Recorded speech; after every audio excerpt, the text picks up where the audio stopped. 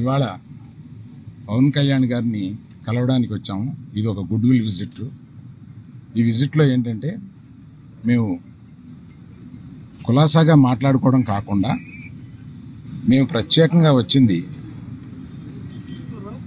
chief minister, honourable chief minister గారి appointment ఇస్తే మా ఇండస్ట్రీ మొత్తం తరలి వచ్చి, అంటే మా ఛాంబరు ఇతర అన్ని అసోసియేషన్స్ కలిపి ఒకసారి వచ్చి చీఫ్ మినిస్టర్ గారిని, ఉప ముఖ్యమంత్రి